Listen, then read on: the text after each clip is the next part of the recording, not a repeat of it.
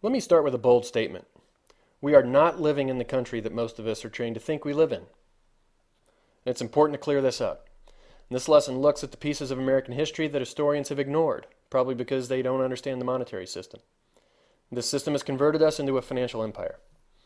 American history suggests we started the country on free principles that last to this day, where the population rules. But if that's the case, why do both political parties constantly do things that a massive majority of the people don't want? This lesson explains why. The original power structure in the Republic is diagrammed here, with the states voluntarily organized around a central governing document. The states are drawn as pyramids for a deliberate reason. A pyramid represents an economic engine and growth potential, and political and social power. Each state had its own ruling class, merchant class, and working class. States had their own banks, Main Street businesses, and towns and neighborhoods where people exerted power together in local communities. The point is that the states were autonomous units, and political power and economic growth engine were not at the federal level. This was a good mix between Jeffersonian ideals and Hamiltonian principles. Jefferson represented what I'll call horizontal forces. He was from rural, agrarian interests and wanted to keep power distributed so that horizontal relationships between people and local community would be the basis for bottom-up power in the Republic. Hamilton represented vertical forces. He was connected with wealthy urban interests and wanted power and wealth to be able to consolidate vertically to drive economic growth. Then after the Civil War, the power structure shifted. States were then explicitly put under the federal level government in terms of political power. And then in 1913, the Federal Reserve was created, which, as people warned at the time, would be a dramatic, fundamental change in the character of the United States, where economic power shifted from the states to the federal level. This was the seed of the American financial empire. It was the head of a new potential pyramid that would encompass everything by putting everything else in debt.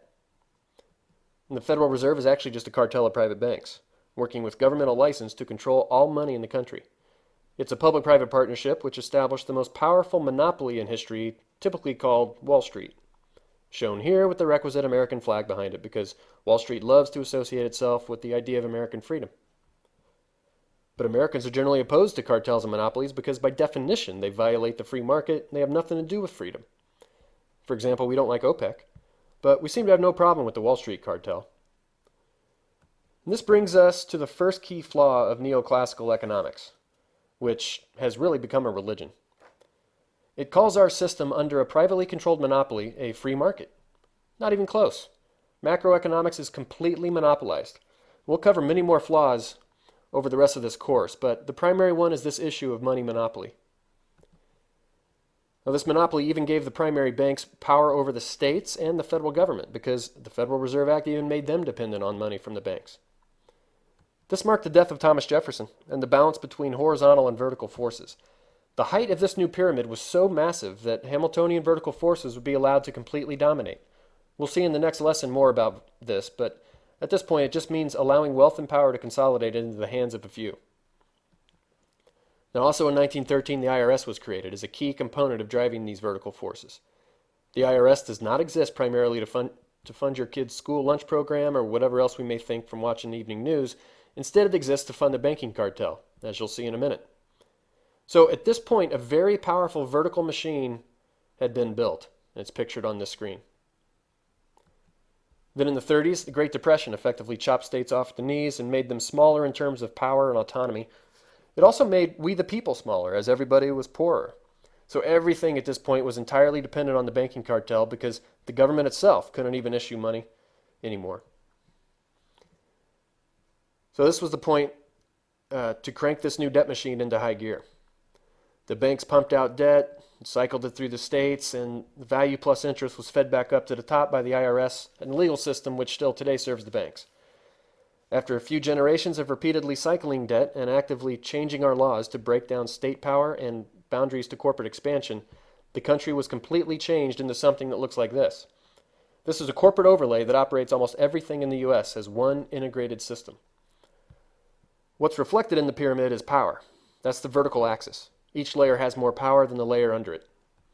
The first thing to notice is that the Constitution no longer appears here, and neither do the states, at least as separate autonomous units. Instead, all power in the system is driven by the dollar. It aligns everything in the pyramid. It does this because it actually is not a sovereign U.S. dollar, but it's instead a debt instrument of the Federal Reserve. This surprises some people because the dollar is just something that sort of pumps out of ATM machines as if it's part of nature, but of course it's not. It's a man-made product, managed by people just like any other corporate product. And those people are who I've labeled owners at the top. Now this might sound really odd because we are trained to think we live in a free democracy. I'll more fully explain this in other lessons, so please hang with me for a while if you don't believe it. At this point, I'm just talking about the people who created the original empire seed back in 1913 and still control it today. And the Fed is at the top of the pyramid because it's the corporation that manages the product. Most of the dollars it manages aren't actual dollar bills, but instead electronic digits sitting in your bank. So the banks are next in this pyramid. They're dependent on the Fed's monetary and regulatory decisions, so they're below it in terms of power. But of course, since the Fed's just a cartel of these banks, the power hierarchy is murky to say the least. But the banks are above everything else because they effectively govern the rest of the system by running the debt machine. So the multinational corporations form under the banks. They are the primary customers of the elite banks. They're dependent on them. They have to report to them every 3 months. They take bank credit, funnel it through their machines, and then pass it back up to the banks. You can kind of think of the Wall Street banks as modern-day feudal lords and the multinational corporations as their feudal knights out conquering more territory. Then below this middle layer are the layers of the old republic that don't really matter to this new empire. And they'll be continually squeezed out of existence as a simple result of the math of debt-based money. The states are now just administrative districts, and they're all now virtually bankrupt as a result of being subjugated to this machine. Community banks and state banks, Main Street businesses, and small farmers, mom and pop shops, these are all being squeezed as well, since the big banks get virtually free money from the Fed so they can pump out mega levels of debt to the multinationals and gobble up territory. And then below that level is all of us. All the people working for a wage, consuming products, paying debt and taxes. We actually create all the value in the system. All the individual people do. And that value is then mined by the top and passed back up via the IRS and the legal system which serves the banks. This is the key to the power of this system. This is why the American empire became the sole global superpower, because we Americans voluntarily let our value creation be stripped quite aggressively so that it can be handed over to the rich institutions that hold our debt and then keep cycling back through the system. This middle layer has come to be called too big to fail. It's a phrase we've heard in the news, and it's become generally accepted among Ivy League economists. But it's actually just an Ivy League ruse. The idea that we need these large institutions in order for us to continue living is absurd. Too big to fail is actually a doctrine that attempts to justify transferring wealth and value from the bottom layers, like all the people, the states, and the local businesses, and passing it up to these upper layers in order to keep this system intact. Natural forces would ebb and flow, cycling back and forth to keep power from consolidating at the top. But too big to fail trumps those natural cycles by using the force of the U.S. government to extract value from the smalls at the bottom and handing it over to these bigs in the middle of the pyramid. This is the proper way to interpret what the government has done in response to the crash of 2008. And that's the role of the U.S. government in this system. It actually isn't in the pyramid because it's really not our government anymore. Rather, we're governed day to day by this debt system, the banks, and the corporations. The government's just there to mop up these lower layers and make sure they play the role they're supposed to play. The big business interests at the top of the pyramid could not exist without government doing this for them. It's the only way to keep this pyramid intact. Now, why does the government do it? Well, it's in debt and therefore controlled by the banking system as well. It's not a sovereign government because it can't issue its own money. A government that's inferior to a bank is not sovereign. And that brings us to the end of the first lesson, where we've covered the conversion of this constitutional republic into the post-war republic, then to the monolithic 20th century debt machine, and finally to today's completed top-down financial empire.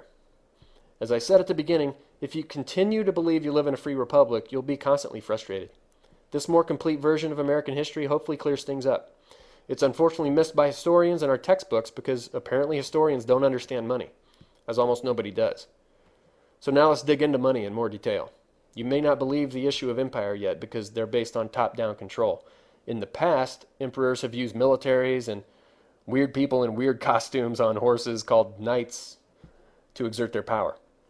Lesson 2 shows how debt and debt-based money is the basis for top-down control in our empire.